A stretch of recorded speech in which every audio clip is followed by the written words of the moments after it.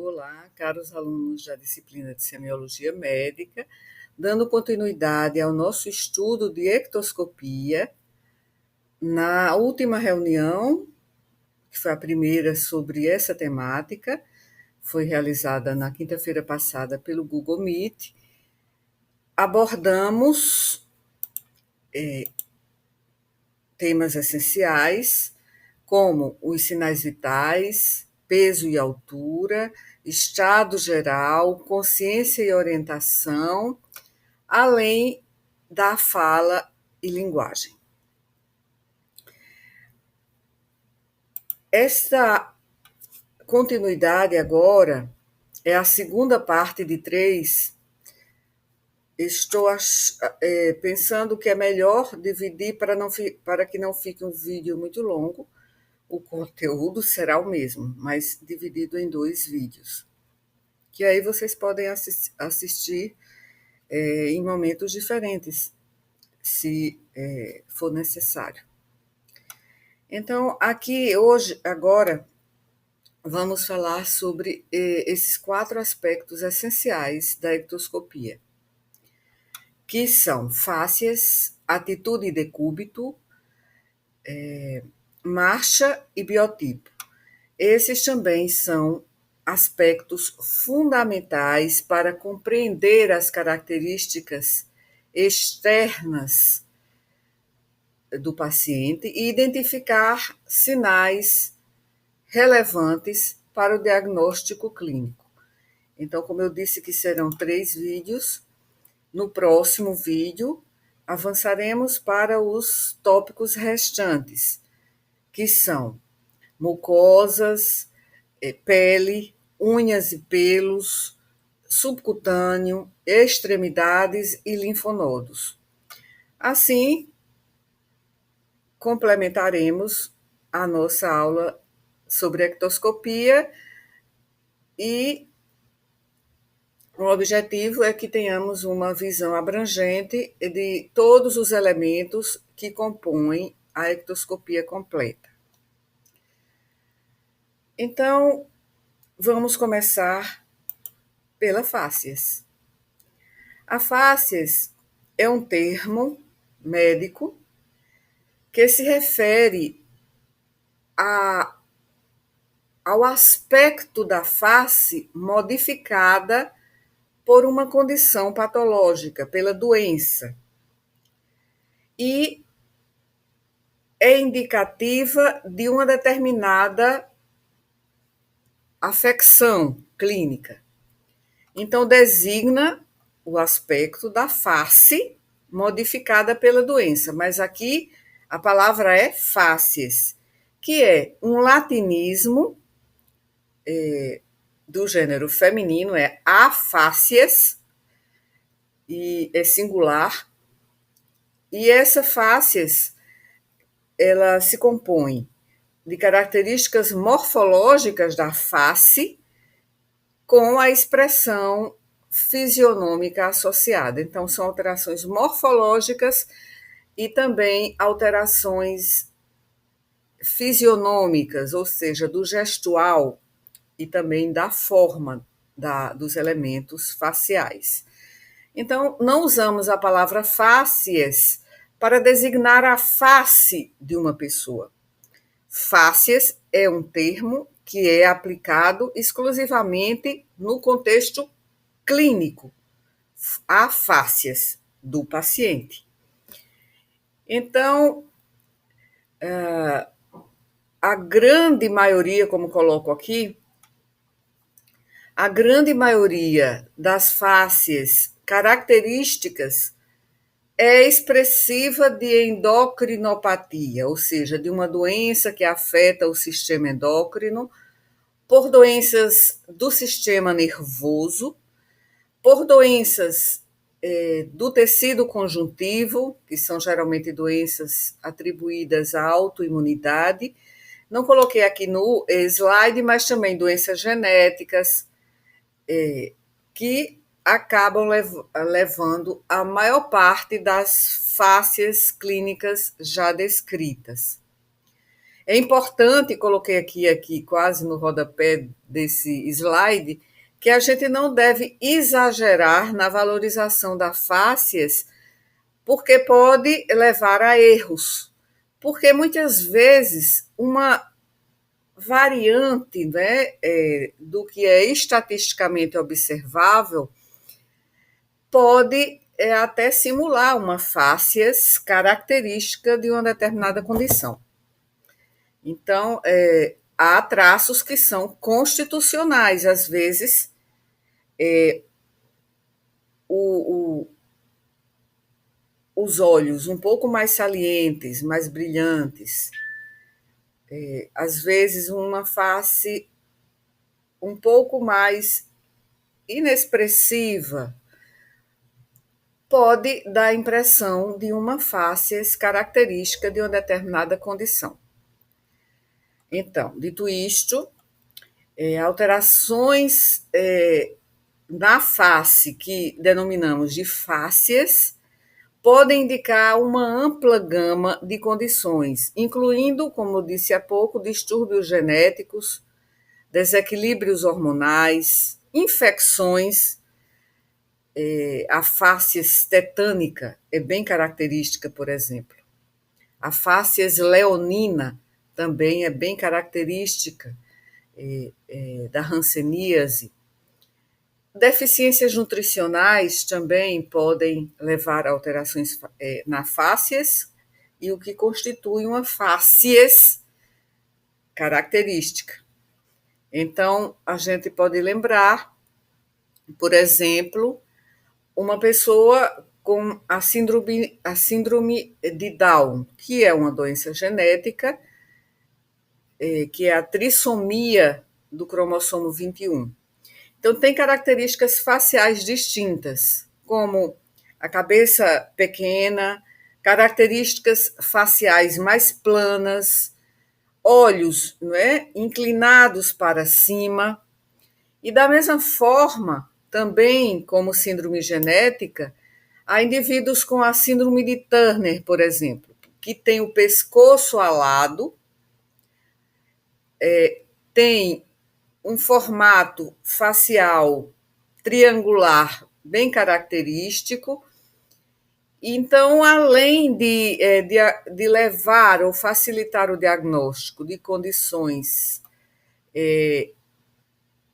clínicas conhecidas, a fáscias também pode já encaminhar essa hipótese diagnóstica para uma determinada suposição. Então, indivíduos também que têm uma glândula tiroide que está com a sua função comprometida no sentido de estar hipoativa.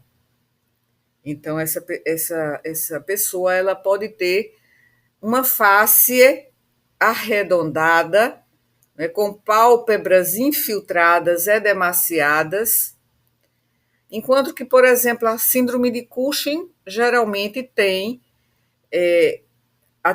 atribui, não é, a essas características faciais o que chamamos de fáscias de lua cheia, que também é uma face bem arredondada. Então, o estudo da fáscias é particularmente importante na clínica e muito mais no contexto da semiologia, porque pode ajudar a identificar mudanças que às vezes até são sutis na face do paciente, comprometendo a sua morfologia ou comprometendo o gestual, que podem servir como indicadores até precoces de determinadas doenças. E a identificação precoce de doenças pode levar a intervenções mais eficazes e melhores resultados para os pacientes. De uma forma geral, a fáscias, quando ela se torna bem característica, é mais nesses quadros, né, em que a fáscias é indicativa de doença, geralmente é depois já de um certo tempo de instalação das alterações fisiopatológicas daquela determinada condição. Mas, algumas vezes, podem dar sinais precoces. Então, a facies, né, é esse termo médico, não se usa facies para se aplicar a outros contextos que não o contexto clínico. Então, entender essas alterações da facies pode nos ajudar a obter melhores pistas diagnósticas em relação ao universo de pacientes que veremos, o universo de pacientes que futuramente, como profissionais, atenderemos. E eu acho que, em relação à inspeção, já ficou claro, né, a enorme importância desse primeiro passo do exame físico semiológico, que é a ectoscopia.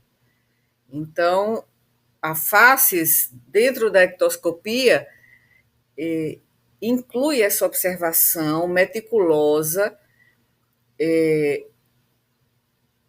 da morfologia e da fisionomia do paciente. E isso inclui também, muitas vezes, a região do pescoço, né? Então, a mera contemplação da face alterada pela doença, que é a fáscias, sua morfologia, sua coloração, sua simetria ou não, e a presença de algumas características podem nos fornecer pistas diagnósticas valiosas. Então, essa aparência distinta, não é, que imprime à face do paciente uma aparência diferente, contribui muito para o diagnóstico clínico. E outras vezes não existem alterações que comprometam a morfologia nem a fisionomia da face. Então, na maioria das vezes, não há alterações na face, ou seja, não há fáscias características nos pacientes que examinaremos. E então, as faces que têm alterações que sugerem determinadas condições são chamadas de fáscias característica. Então, a fáscias característica é um índice de doença. Bem, então podemos ter fáscias normais ou incaracterísticas, que são a maioria dos pacientes, e as fáscias características, que são patológicas, que são indicativas de uma determinada condição clínica, são fáscias anormais. Eu geralmente recomendo que não se utilize a palavra atípica para se referir a fáscias características. Porque quando a gente diz fáscias atípica, isso pode significar que há uma atipia na fáscias.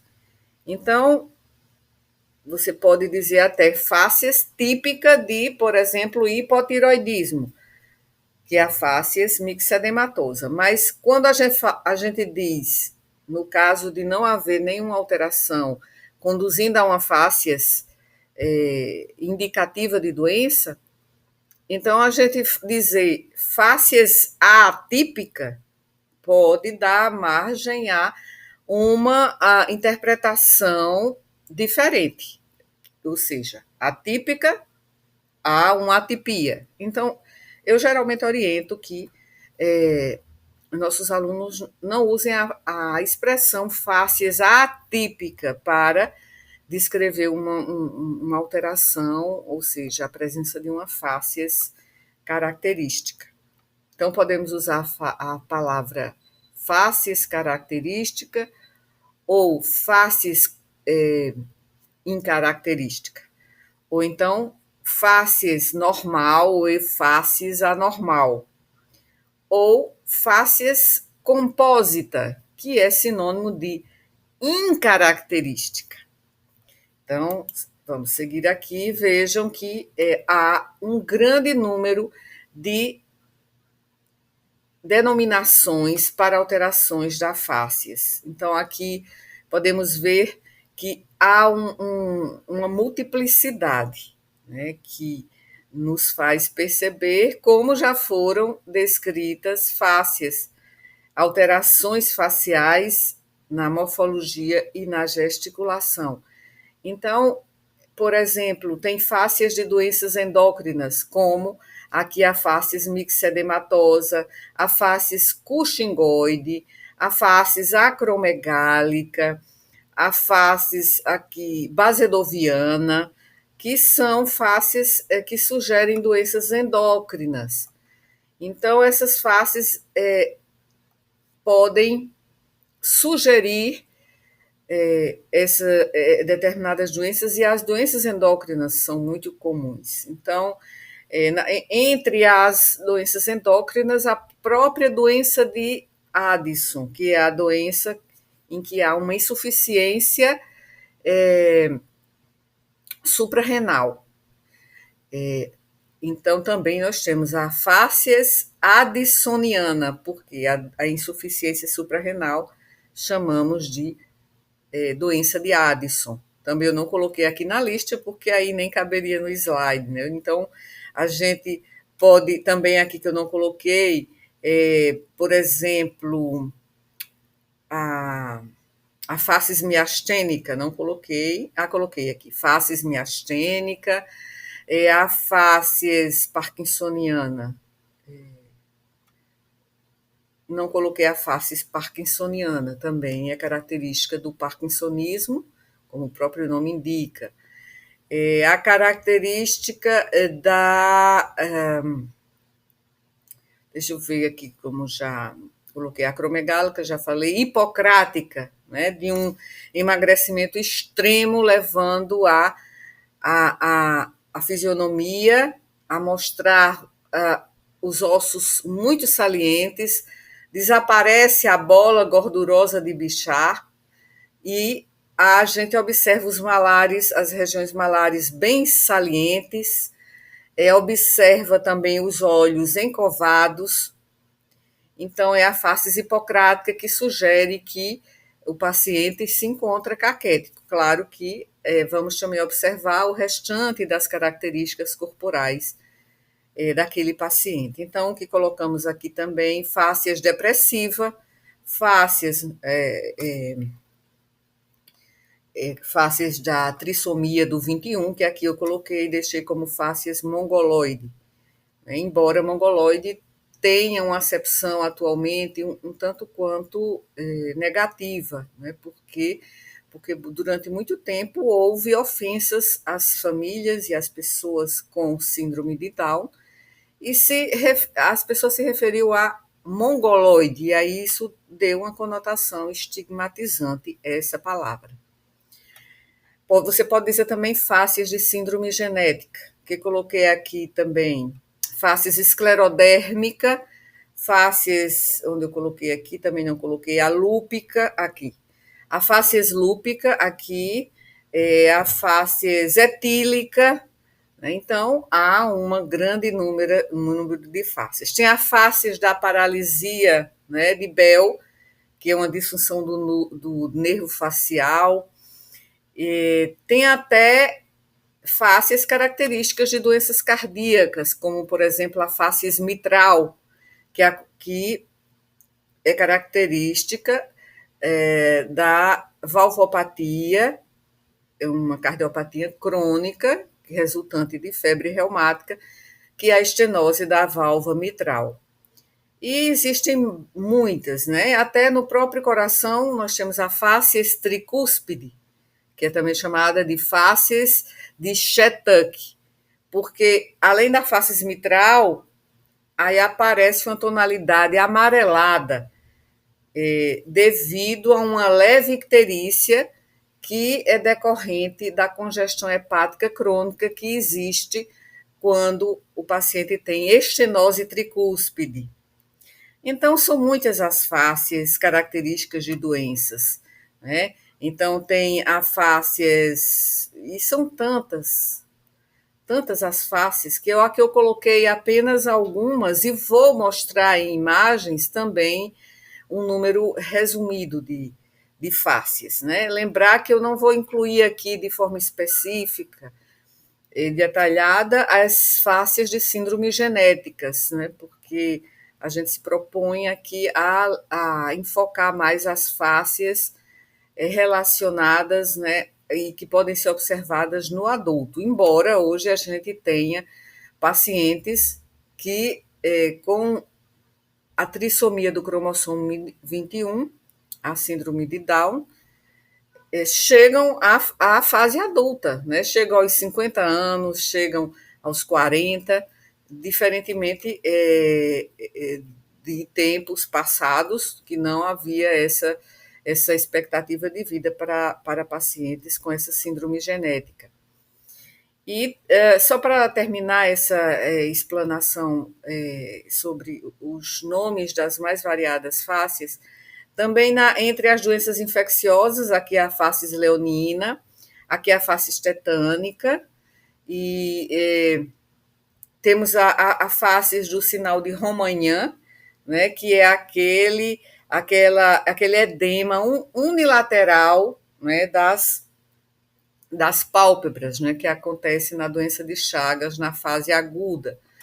Então, tem a facies também, que é a facies do hirsutismo, né, do hirsutismo, que é quando há um excesso de hormônios androgênicos nas mulheres. E assim são muitas as faces. Vou seguir aqui.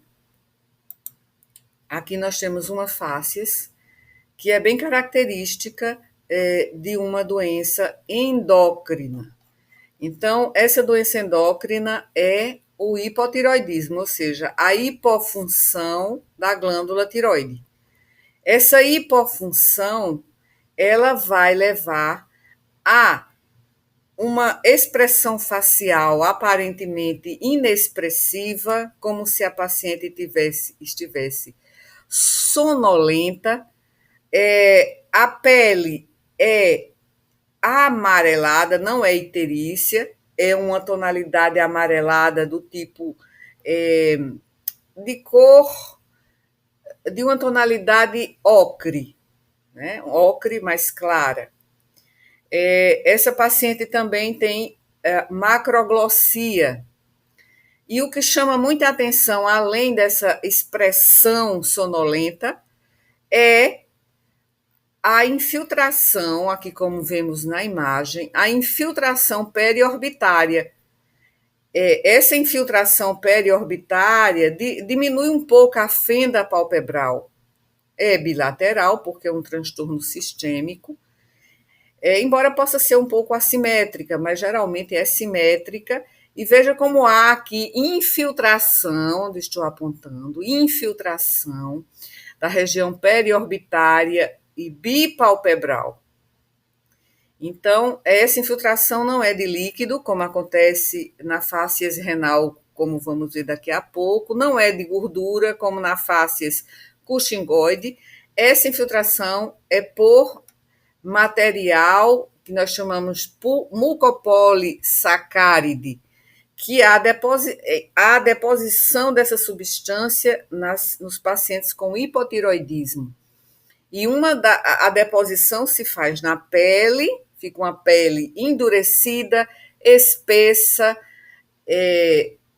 fria e com essa tonalidade um pouco amarelada, como se fosse uma coloração de cera, né? De cera, que também a gente pode observar essa coloração mais de cera, de cera velha, digamos assim, também na facies renal, na sua vertente de insuficiência renal crônica.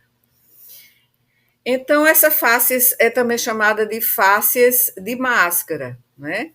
A facies myxedematosa é chamada de facies de máscara, Por quê? Porque ela é inexpressiva.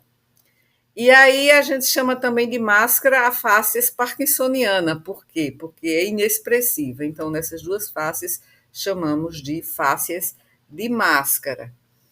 Então, é característico do hipotiroidismo.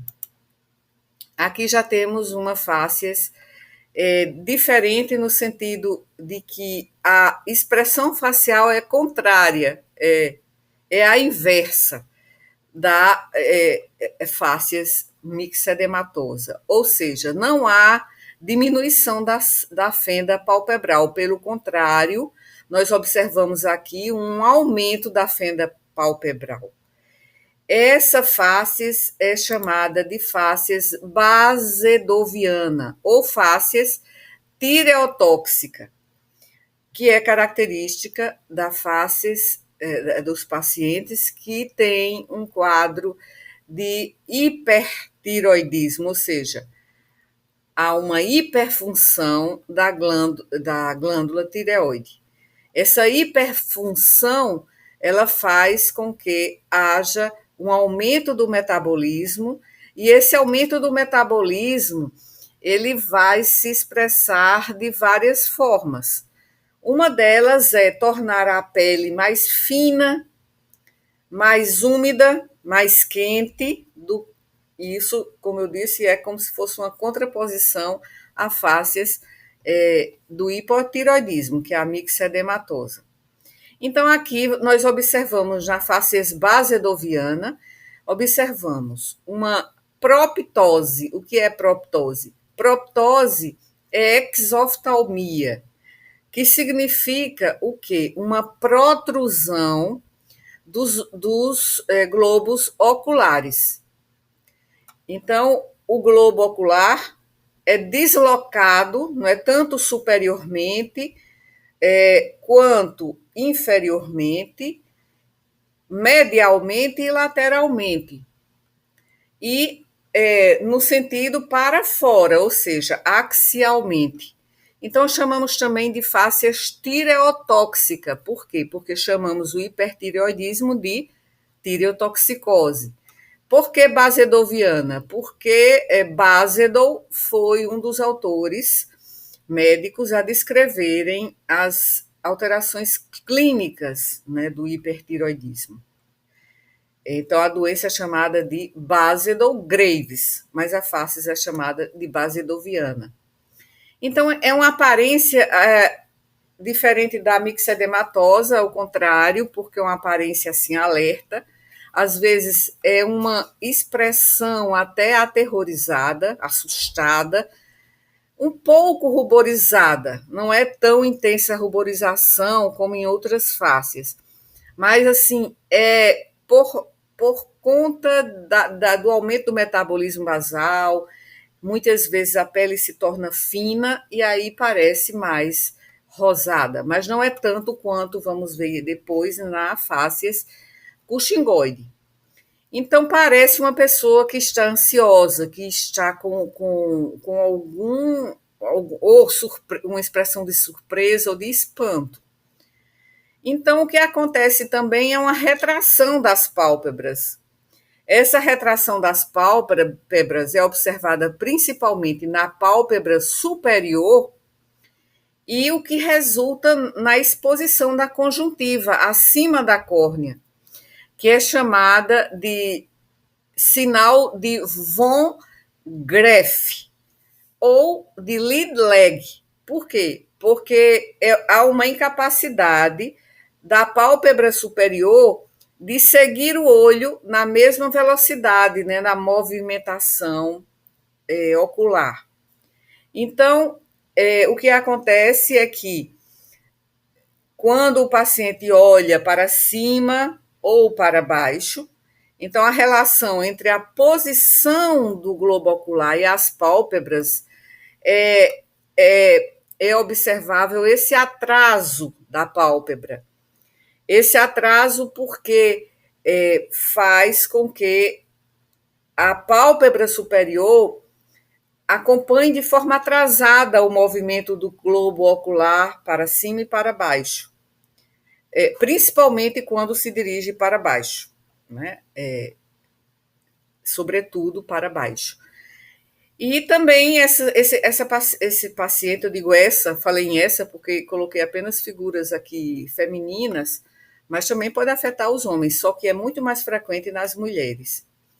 Aqui, por exemplo, uma mulher, são mulheres aqui mais ou menos de 30 anos, ou de 40, 45, 50 anos, né? Elas têm proptose e a pálpebra, como ela está retraída, né? Acontece que há muitas vezes a conjuntiva fica exposta. E isso faz com que a conjuntiva muitas vezes se edemacie, o que nós chamamos de quemose. Né? Então, isso é muito comum, que é a face basedoviana. Então, seguindo aqui, nós temos aqui a face acromegálica. É bastante característica, foi descrita há muito tempo. Essa face acromegálica, ela é característica da, como o nome diz, a acromegalia. O que é a acromegalia? É uma condição em que há um excesso de produção do hormônio do crescimento. Se esse excesso de produção de hormônio do crescimento afeta crianças em período do crescimento, então ele vai ficar com estatura muito elevada, essa criança, o que nós chamamos de gigantismo. Se a acromegalia, se a hiperfunção, né, glandular com aumento, que é hipofisária, com aumento da produção de hormônio do crescimento, já no adulto, então o paciente já não cresce. Só um instante. Então, o que é característico da face acromegálica? As regiões malares, elas se tornam bem pronunciadas. Há também uma protuberância importante do osso frontal, aqui lateralmente nessa figura é possível ver. O osso frontal, ele se torna protuberante. Há um alargamento da mandíbula e as linhas faciais ficam bem proeminentes. Tem uma proeminência como eu disse, da protuberância do osso frontal, mas também é uma proeminência das arcadas supraorbitais. As regiões malares também ficam proeminentes e o nariz também cresce, a mandíbula, como eu já disse, lábios ficam também em maior volume e orelhas também. Então, essa é a face do falei aqui e não coloquei, mas aqui essa figura em que é uma mulher, né, com essas alterações faciais e aqui mostrando as mãos. Então, nas mãos também há um crescimento, né? Então, as mãos ficam tanto espessadas, as falanges e as mãos de maior tamanho, quanto os dedos também, as extremidades de forma geral, né, podem ficar bem mais alargadas. Vamos ver o próximo. Aqui essa face é característica da alteração de natureza infecciosa, que é a hanseníase, a condição, né? Não é a alteração, é a condição, hanseníase. Então, a face do paciente fica marcada, né, por sulcos, né, e nódulos grandes na face, principalmente nessa região aqui frontal, na região do nariz, na região aqui mentoniana. Essas regiões malares também ficam bem marcadas, como se fossem rugas, né? Bastante marcadas na face. Não são rugas, né? Na verdade, são nódulos e ficam sulcos, né, entre esses nódulos, que é a face leonina. A fáscias, aqui eu mencionei há pouco a fáscias de lua cheia. A face de lua cheia é uma face redonda, em que há um eritema facial e o paciente ou a paciente tem um depósito acentuado de tecido adiposo na parte axilar não, na parte axial do corpo. Então, também na face, geralmente tem uma gibosidade, que é, né, um aumento do volume da região cervical posterior, já na altura de C7, T1, né? Então, nessa região fica um depósito de gordura que chamamos de gibosidade, que é característico também da síndrome de Cushing. A síndrome de Cushing significa a hiperfunção, o excesso de produção de glicocorticoides, né, que é produzido pela suprarrenal. Então, essa hiperprodução vai ter efeitos em todo o organismo e no subcutâneo, principalmente na parte axial do corpo, tem depósito de gordura.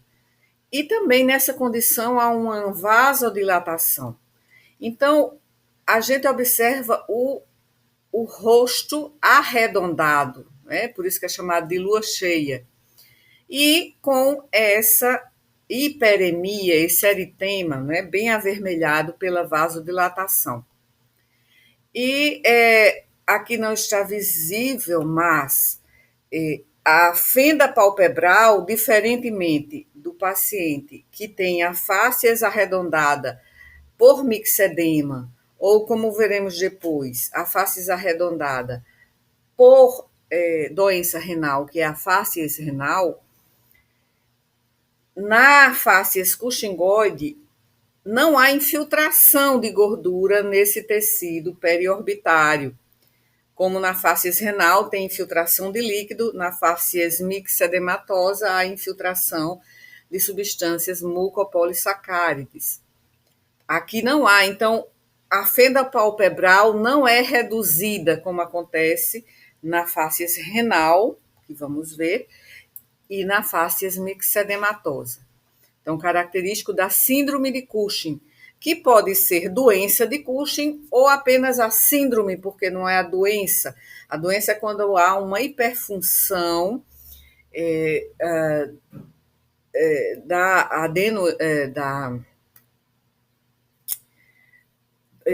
hiperfunção, né, da adenohipófise, levando a uma estimulação, né, da produção de glicocorticoides. E nós temos, além da doença de Cushing, temos a síndrome de Cushing, que é as características da doença de Cushing, só que não é uma doença que se instalou no paciente, mas, por exemplo, uma outra condição, como o uso excessivo de glicocorticoides. Esse uso excessivo de glicocorticoides vai levar a um quadro parecido com a doença de Cushing, que é a síndrome de Cushing, levando a facies cushingoide.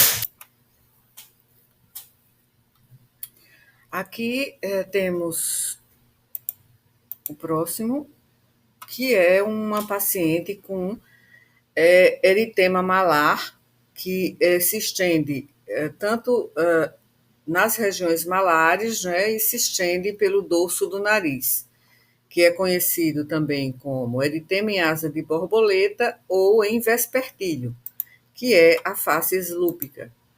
Aqui a face renal, também um rosto arredondado, porque está infiltrado, mas aqui a infiltração não é por líquido nem por mixedema.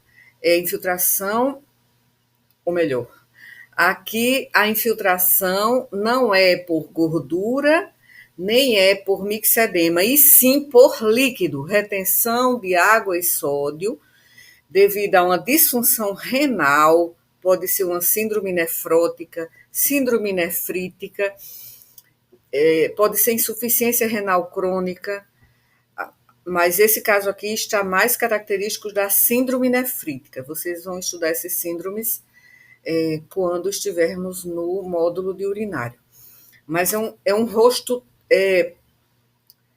bem infiltrado por líquido, ou seja, é demasiado, redondo, com diminuição da fenda palpebral e uma palidez, né? Geralmente o paciente apresenta, com fáscias renal, apresenta palidez também. E a fenda palpebral, como eu disse, é diminuída, né? É diferente da fáscies arredondada da síndrome de Cushing, a fáscies cushingoide. E aqui é o paciente com fáscies hipocrática. Já falei aqui antes da fáscies hipocrática, que é o emagrecimento excessivo, né, da face, assim como do corpo inteiro, em que o paciente apresenta os ossos salientes, os ossos faciais salientes, aqui na região malar, chama muita atenção, né, as saliências ósseas bem visíveis, olhos bem covados e todo o rosto bem emagrecido, né, assim como todo o corpo, que é observado no paciente caquético, paciente com quadro de desnutrição proteico-calórica grave. E também tem um valor diagnóstico e um valor prognóstico. Diagnóstico no sentido de que nos faz pensar em doenças que levam a uma síndrome consultiva, a uma perda de peso importante, e também prognóstico, porque quando o paciente chega com alguma queixa, sinais e sintomas dos mais diversos, e associada a isso, a uma perda de peso importante, e na fase avançada dessa doença, esse paciente se encontra, assim, com a fáscies hipocrática e caquético, então, a gente pensa que é uma doença mais grave. Então, esse paciente, essa face é característica da desnutrição grave, e foi descrita desde os tempos de Hipócrates. A fáscies hipocrática foi descrita por Hipócrates, daí sua denominação. Lembrar aqui que fáscies, né, e face são palavras relacionadas em termos de significado, mas fáscias é a expressão fisionômica, a face do paciente modificada pela doença. Então, fáscias é uma expressão usada no contexto clínico. E a face é a expressão facial, pode se observar fora do contexto clínico, observar a partir de várias questões, do ponto de vista psicológico, psicossocial. A gente vai dizer que o paciente está com expressão facial que revela dor, que revela ansiedade, que revela agitação, euforia e outras condições emocionais. Então, a expressão facial, uma expressão facial calma, né, não é a fáscies. A fáscies é quando a face é modificada pela doença. Nesse caso, o paciente ele pode apresentar um quadro de alteração fisionômica, que pode se mudar, é o gestual, que muda como muda o seu estado de ânimo, o seu estado anímico. Então, esse paciente ele pode não estar com a fáscies, a não ser que seja uma fáscies depressiva, em que o paciente está com o olhar perdido, e está sempre apático, olhando em um lugar fixo, não é? Com uma expressão de desamparo, é fáscies depressiva. Mas outras fáscies, né, que podem ser observadas no transtorno depressivo grave. Mas uma face, por exemplo, de agitação, pode ser decorrente de qualquer outra condição. Mas, dependendo do estado anímico, esse paciente pode estar agitado, pode estar eufórico. E aí, assim, pode não ter uma faces características, mas sua expressão facial está alterada por algum estado psicológico que expresse o raiva, o tristeza, né, preocupação. E a atitude decúbito é outro aspecto importante a se observar.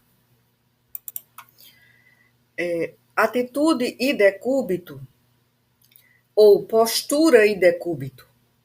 Então, o estado normal de tônus em repouso em grupos musculares resulta em uma postura normal, ereta, com tônus maior em músculos antigravitacionais, e a alteração neste tônus pode resultar em posturas características, que aí a gente chama de atitudes ou posturas voluntárias ou involuntárias. Então, por exemplo, nós podemos ter um paciente com alteração neurológica no tônus, e aí ele tem uma postura característica, como na doença de Parkinson, né? no acidente vascular encefálico. Então, a atitude nesse sentido semiológico é a postura, é uma posição que pode ser assumida voluntariamente pelo doente, na intenção de aliviar um quadro de dor, a gente chama de postura antálgica, ou um quadro de dispneia, chamamos de postura ortopneica.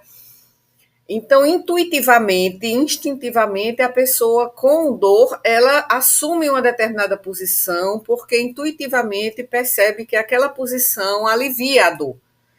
Então, isso é a postura, né? Então, o exemplo de atitudes voluntárias, como aqui eu coloco, sugestivas de anormalidade clínica, a antálgica, a ortopneica, a postura de cócoras, a postura genopeitoral, a parkinsoniana. Então, isso é o que significa postura, atitude ou posição em semiologia. Ou seja, o paciente ele assume determinadas posturas para aliviar o seu sofrimento. Eu vou exemplificar a seguir. E podem ser voluntárias, como no caso da postura antálgica, a pessoa assume voluntariamente uma determinada posição, porque ali ela sente que alivia o seu sofrimento. E pode ser também involuntária, como por exemplo, seguindo aqui, como por exemplo a da involuntária é o paciente que, por exemplo, tem uma atitude contratural, que é forçada, que é involuntária, por exemplo, no caso de um paciente com tétano. Então, ele apresenta uma contratura muscular em todo o corpo. Então, ela não é voluntária. Também, por exemplo, o paciente com traumatismo raquimedular, que ele está, digamos, com paraplegia ou com tetraplegia. Esse paciente com uma lesão, por exemplo, transversal, uma lesão, né, da medula espinhal.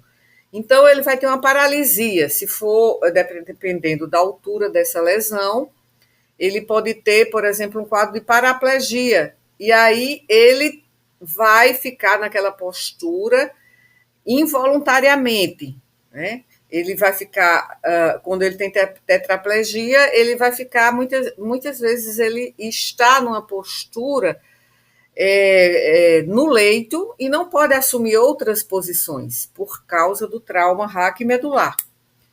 Então, esse paciente ele está em uma atitude ou postura involuntária. Então, aqui tem exemplos de atitudes involuntárias, a passiva, que é no caso da lesão raquimedular, e o opistótono, que é o caso do paciente com tétano ou de crianças com meningoencefalite. E tem o decúbito. O que é decúbito em semiologia? É a postura observada do paciente no leito. Então, o paciente pode preferir se deitar de um lado, como ocorre na posição do decúbito lateral de um paciente, por exemplo, com dor pleurítica, uma dor torácica associada à respiração.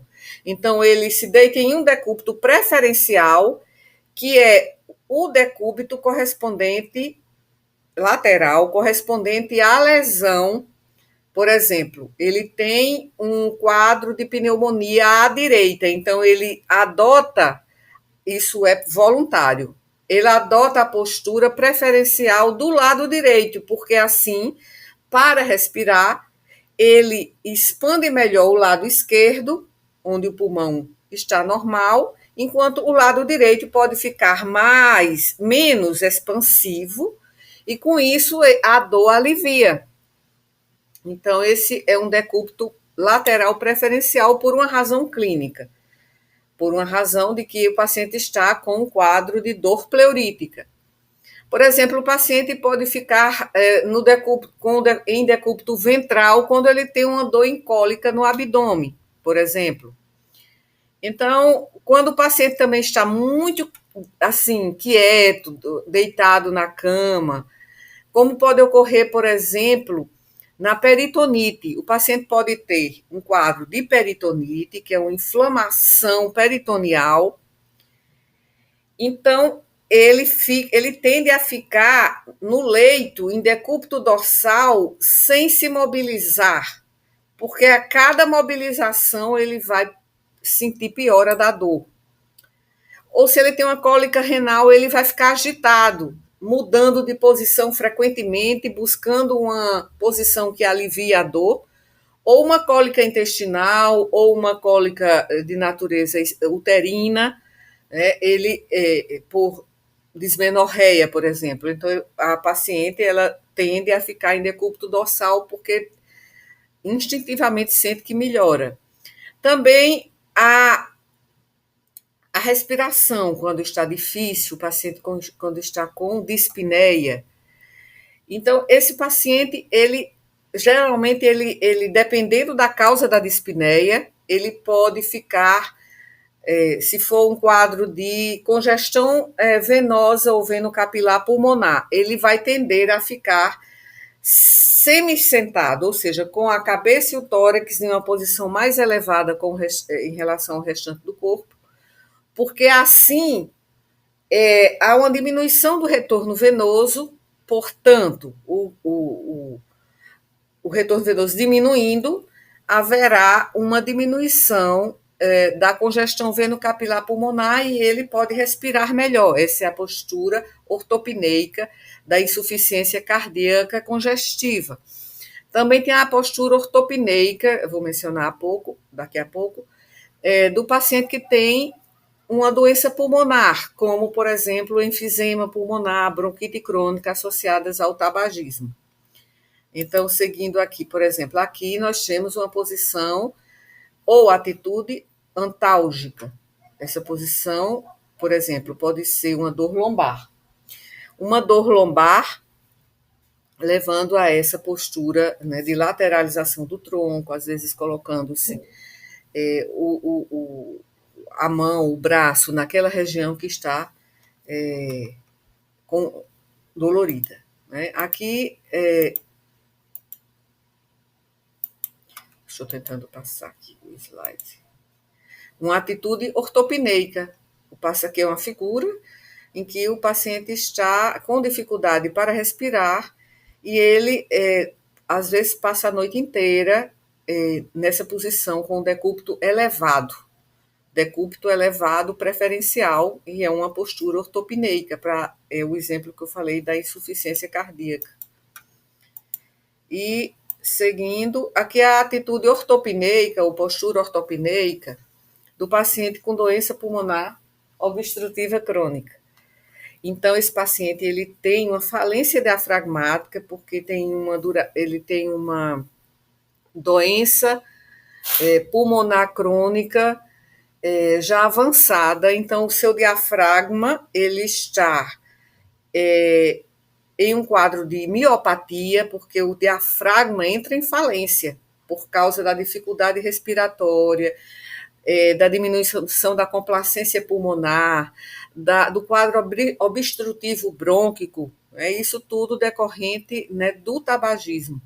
Então, ele fica nessa posição, no leito, geralmente na posição, né, ortostática, sentado, mas geralmente com as mãos, os antebraços e o cotovelo, nessa posição, se apoiando nas laterais, né, da cadeira ou do leito, porque assim ele pode liberar um pouco a cintura escapular e, com isso, a musculatura acessória da respiração, esternocleidomastoideus, escalenos, trapézio, podem ajudar o diafragma a expandir a caixa torácica e, assim, promover a ventilação pulmonar.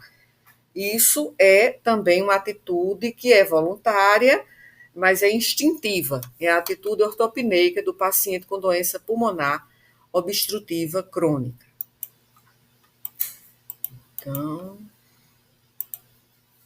aqui a gente pode observar a atitude parkinsoniana, em que o paciente, ele geralmente tem a cabeça projetada para a frente, assim como o tronco, e além dele ter uma alteração na face também, aquela face inexpressiva, ou de máscara, ele tem um problema extrapiramidal.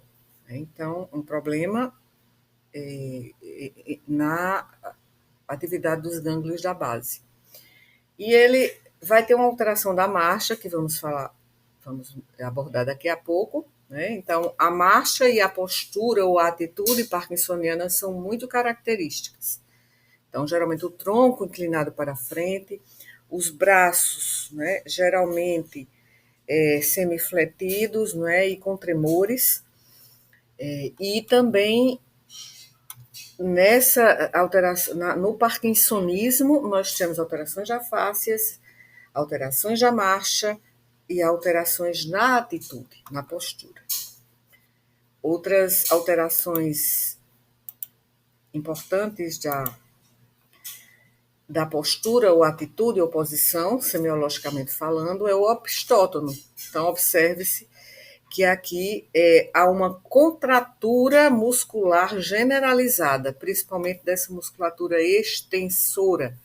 Então, o paciente vai ficar com essa postura em arco, que é chamada de opstótono. Em crianças pode ser devido a meningoencefalite, e em crianças também pode ser devido a tétano, e em adultos, geralmente o opstótono é associado ao tétano. Proximamente aqui, agora a marcha, né, que é o último tópico desse vídeo. Então, o exame da marcha, a ectoscopia, permite identificar alterações do movimento do paciente, identificar também desequilíbrios musculares, problemas de alinhamento, identificar também alterações por perda, não é, de controle motor, do equilíbrio, da coordenação, um quadro de hipertonia e espasticidade, como, por exemplo, acontece no que eu mencionei há pouco sobre a postura e a marcha no parkinsonismo. Distúrbios não só problemas musculares, neurológicos, mas também distúrbios musculoesqueléticos, ortopédicos, até isolados, até problemas vasculares periféricos, como acontece na doença arterial obstrutiva crônica, né, da arteriosclerose.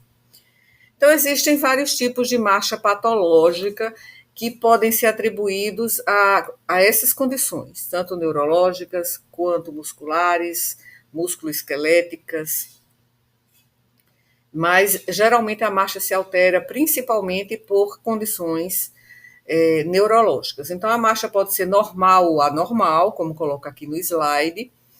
A marcha pode ser claudicante, ou seja, o paciente que manca ao andar. E aí esse mancar, como dizemos de maneira mais casual, de maneira popularmente falando, o paciente ele anda manquejando, ou mancando, né? Ou coxeando. Isso quer dizer que é uma marcha claudicante, né? Aí essa marcha claudicante, ela pode ser por doença arterial periférica, aí se chama especialmente de claudicação intermitente. Pode ser lesões do aparelho locomotor, como coloco aqui. Ao caminhar, o paciente pode claudicar, ou seja, mancar para um dos lados. Então, como se examina a marcha? Pede-se ao paciente para ele caminhar 3 metros, né, descalço, com olhos abertos, né, na ida com olhos abertos e na volta 3 metros de olhos fechados. Então, há diversas alterações sugestivas de doenças neurológicas ou musculoesqueléticas. Aqui nessa figura, eu me refiro à marcha de Trendelenburg, que é por fraqueza da musculatura do quadril, por lesão do nervo glúteo, né? Então, há outras aqui, é uma causa musculoesquelética. Mas as principais causas, como aqui vou mostrar, de alterações são de natureza neurológica. Então, aqui eu vou mostrar. Gait. In this particular gait, both lower extremities are affected, and the lower extremities are affected more than the upper extremities.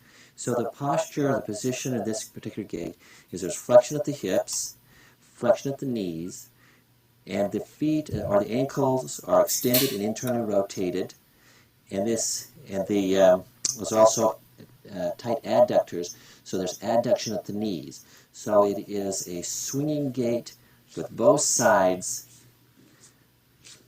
both lower extremities. You can hear a different pattern than the hemiparetic gait.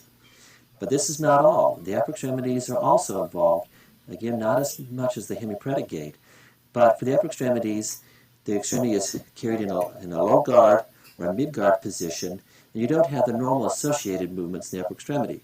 So this would be the type of posture and type of position that one would see for the spastic diplegic. Hemiparetic gait. This gait, if we were to demonstrate it, we need to. Então, aqui já está se repetindo. Aqui, este neurologista, esse vídeo já é bastante conhecido, você pode encontrar nas redes sociais, na internet, facilmente. Então, esse neurologista, ele simula várias marchas neurológicas, várias marchas anormais ou alterações neurológicas da marcha. Então, aqui eu coloco o link para que você possa. Aqui eu coloquei apenas uma pequena parte do vídeo, mas esse vídeo aqui tem 8 minutos. Esse neurologista mostra e simula alterações neurológicas de vários tipos.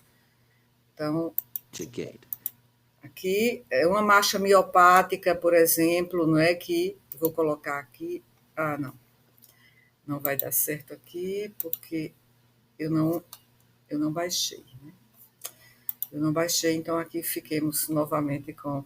Aqui eu coloquei, vocês podem ver a marcha miopática por esse link aqui, e a marcha de Trendelenburg, que mencionei há pouco, aqui por este link. Então, são várias as alterações patológicas da marcha e que indicam, só pelo exame, né, do caminhar, que o paciente tem determinada alteração fisiopatológica.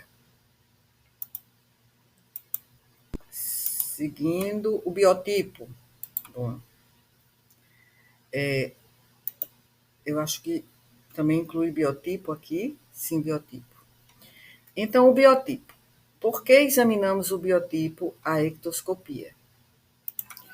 Porque o biotipo, ou somatotipo, é um indicador antropométrico. É uma descrição da forma do corpo humano, em um dado momento, expressa 3 classificações: longilíneo ou ectomorfo, normolíneo mesomorfo e brevilíneo endomorfo. E essa classificação representa as variações que acontecem, né, na constituição, no aspecto constitucional da população. O brevilíneo endomorfo está relacionado à adiposidade. Então, esse é um indicador muito empregado, não é, para pensar em possibilidades diagnósticas de que esse paciente tem uma massa gorda aumentada, que isso vai depender de outras medidas antropométricas, mas é um paciente que geralmente ele é mais predisposto a apresentar um maior risco cardiovascular e de doenças metabólicas. Então, esse é o brevilíneo. Então, o brevilíneo também é mais difícil de ser examinado. O tórax é mais difícil de examinar do ponto de vista cardiovascular, do ponto de vista respiratório. O pescoço, geralmente curto, não é, que dificulta um pouco o exame das carótidas, o exame da turgência jugular. Então, é muito mais, digamos, muito mais fácil é o exame do paciente longilíneo, que é o... Aqui houve uma volta.